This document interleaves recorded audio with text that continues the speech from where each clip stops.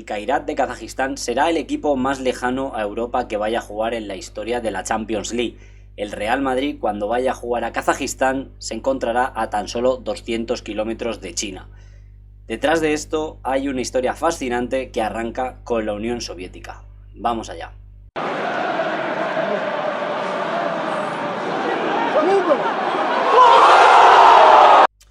Empecemos primeramente a hablar de geografía, y es que Kazajistán es el 9º país más grande del mundo, pero tan solo cuenta con apenas 20 millones de habitantes. Un país gigante en Asia Central, pero prácticamente se encuentra vacío.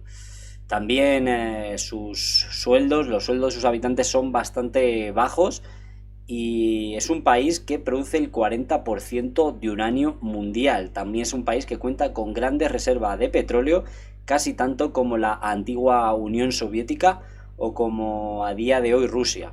Ahora hablando ya de fútbol y de la historia del Kairat, que fue un equipo fundado en 1954 en la ciudad de Almaty, que era la capital de la antigua República Soviética. Al equipo se le conocía anteriormente como el Lokomotiv. Un equipo que tuvo ascensos y descensos, pero siempre fue importante en el país. Compitió 24 temporadas en la primera división soviética. Fue un equipo de Asia Central con más participaciones en liga. En 1986 logró su mejor puesto histórico, que fue en 7ª posición. Su momento de gloria llegó en el año 1988, cuando se convirtió en el único equipo kazajo en ganar un título soviético, la Copa de la Federación de la URSS, ganando 4-1 en la final en Bakú al Neftchi. Uno de los clásicos de más rivalidad y más apasionantes de la vieja Liga Soviética lo traían el Kairat contra el Pantakor de Uzbekistán. Se jugaba mucho la rivalidad de ver quién era el líder político dentro de la zona de la URSS. Y en parte esto también explica por qué al Kairat le iba relativamente bien dentro de la Unión Soviética, dado que el gobierno local para ellos era prioridad, que el equipo que tenía una diplomacia interna bastante importante dentro de la URSS consiguiera triunfos, consiguiera títulos y muchos éxitos en la región. Y al final pues todo eso se llevó a que el club fue creciendo poco a poco en la Unión Soviética. Con la caída de la URSS en 1991, Kazajistán pasó a ser parte de Asia y en este caso también de la Confederación Asiática, la AFC, rechazando así ser parte de la UEFA. Tan solo un año después, en el 1992, el equipo El Kairat salió campeón de la Liga Kazaja. Esto quizá muchos podréis pensar que fue un año o unos años de dominación para el club de conseguir títulos. Para nada, tuvieron que pasar nada más y nada menos que 12 años después para poder repetir el título. ¿Qué pasó con el Kairat después de todo esto? Bueno, primero hay que empezar hablando por qué pasó con el fútbol kazajo, ya que, post independencia fue bastante duro, problemas económicos de los equipos, resultados modestos, incluso mucha corrupción de por medio. En un punto, Kazajistán fue siguiendo la línea de otros países asiáticos, cambios de gobierno, cambios de sistema económico, y lo menos importante por aquel entonces era el fútbol. El dinero dejó de entrar y los equipos dejaron de llamar tanto la atención. Perdieron jugadores y entonces perdieron reputación en Asia y el fútbol fue muriendo, sobre todo en Kazajistán. Y todo empezó a cambiar en el año 2002, donde Kazajistán pasó a ser el país número 52 de la UEFA y siendo parte ya de todos los equipos pertenecientes a ese sistema europeo. El argumento que pusieron era simple: el 12% del territorio kazajo pertenecía a Europa, entonces ellos ya decidieron formar parte de la UEFA. Kazajistán tenía un as también bajo la manga, y es que también participó en el programa Hat-Trick de la UEFA, un fondo que se redistribuye a los países que forman parte de la Eurocopa, y el equipo vio una gran fuente de ingresos en esos años. Recibió 5 millones de euros durante 4 años pagados a plazos. Ese dinero fue muy bien utilizado por parte de la Federación Kazaja, ya que lo utilizaron para construir mejores centros de entrenamiento, mejores academias de juveniles gente formada para entrenar a los futbolistas y se apoyaron también de un país como Alemania para empezar a hacer crecer el fútbol kazajo. Ellos lo llamaban al sistema la europea. En los últimos años, gracias a toda la inversión, el fútbol kazajo mejoró, tanto los clubes como a nivel selección, aunque el proceso sigue siendo bastante lento, ya que al estar tan lejos de Europa, pues la importación y exportación de futbolistas está siendo un poquito más lenta de lo normal, pero están dando pasos firmes y el país futbolísticamente en los últimos años ha crecido mucho. El dueño actual del equipo se llama Kairat Bonambayev. Literalmente tiene el nombre del equipo y es un personaje con mucho dinero. Tiene inversiones en energía, en banca y en comercio. Su hija está casada también con el expresidente Nazarbayev.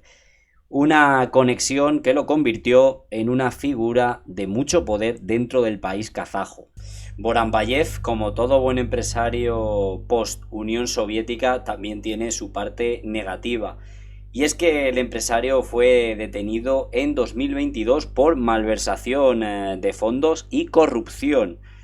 Fue condenado a 8 años, pero tras devolver todo el dinero y los activos al Estado, fue puesto en libertad en el año 2023. Uno de los jugadores que salió a defender a capa y espada a Boranbayev fue nada más y nada menos que Andrei Arshavin, el jugador ex Arsenal. Estuvo militando en las filas del Kairat entre los años 2016 y 2019. Hizo muy buena relación con Boranbayev por aquel entonces y el jugador pues que se propuso a él mismo como gerente si el presidente del Kairat tendría más problemas legales por aquel entonces con Kazajistán. El jugador quiso ayudar al club y a su amigo Boranbayev. Arshavin, que cuenta lo que muchos otros futbolistas opinan ya sobre el Kairat, y es que es un club que está invirtiendo muy bien en su academia, en sus jugadores juveniles, y tiene buenos jugadores también para el primer equipo a día de hoy. Es un club, dice, bastante serio y que renació con su buena gestión. Como decía antes, el Kairat tuvo un historial bastante pobre dentro de la liga después de la independencia. Apenas ganó 4 ligas y en algunos casos llegó a descender. Los hinchas del Kairat sienten que su club estuvo muy perjudicado también por los dirigentes que decían que beneficiaban más al Astana con mucho más dinero y mejores recursos, ya que es el equipo top de Kazajistán. El gran punto de inflexión para el Kairat llegó entre los años 2015 y 2019. El equipo llegó a ser 5 veces seguidas subcampeón de la liga kazaja, tras solo por detrás del Astana, que pisó la fase de grupos de la Champions en el año 2015. La gloria siempre se iba para el otro lado, pero en 2020 el equipo rompe la maldición y vuelve a ganar la liga. Junto a un decaimiento del Astana, se emparejó mucho todo y ya en 2024 volvió a salir campeón de la Liga Nacional de Kazajistán. El equipo la siguiente temporada hizo de nuevo historia al pisar por primera vez una competición europea, en este caso la Conference League, donde tan solo hizo 2 puntos en fase de grupos, pero al menos se pueden ir con la sensación de haber jugado una competición europea. Pero esto no acaba aquí. Ahora llega la gran culminación, la mejor temporada de la historia del Kairat, ya que ha eliminado al Celtic de la clasificación a la Champions League, después de unos penaltis fatídicos y con un héroe inesperado, Terminal Anarbekov, un arquero de 21 años tan solo, que ha surgido también de las categorías inferiores del Kairat. Todo un símbolo que gracias a él el equipo estará en fase de grupos de la Champions y se enfrentará sí al Real Madrid. Ahora todos los ojos están puestos en el Kairat, el equipo que más al este va a jugar una competición de la Champions League. El Real Madrid tendrá que visitar su estadio y todos los ojos estarán puestos en ellos en aquel día. Tendrán el partido más importante de todas sus vidas y quién sabe, podrán dar la sorpresa en su estadio, será complicado, pero nadie le va a robar la ilusión al Kairat, el equipo kazajo que jugará por primera vez en su historia una Champions League.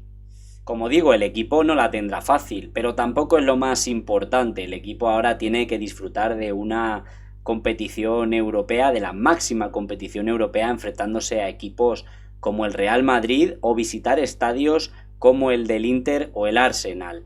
Veremos a ver de qué son capaces y cuántos puntos consiguen sacar. También tendrán que jugar con el novato Pafos en un partido pues que probablemente se estén peleando las últimas 2-3 posiciones de la fase de grupos de la Champions League. Si te ha gustado esta historia y quieres ver otras historias muy parecidas a estas, no olvides dejar tu like, suscribirte y nos vemos aquí en Puro Fútbol. Chao, gente.